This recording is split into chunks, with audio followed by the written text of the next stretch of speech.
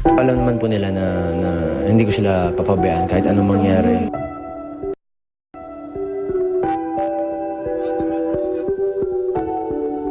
Inamin ni Marquez na may pinagdadaan ng pagsubok ngayon ang kanyang pamilya.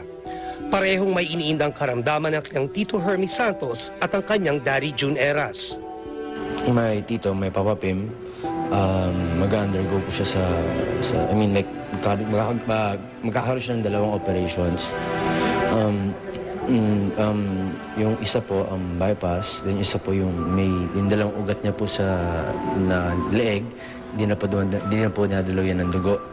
So, yun po, surgery dito, then bypass po, yun po. Sa January 20 raw posibleng isagawa ang nasabing operasyon. Samantala, hindi rin umano mabuti ang kalusugan ng kanyang daddy June. Parang lumulobo daw po yung heart, parang gano'n. So next week po, ipapacheck up ko rin po si dad. Siyempre gusto ko lahat sa family ko, bottom line, maging yung kalusugan, kung ano man yung meron ngayon, malagpasan po namin.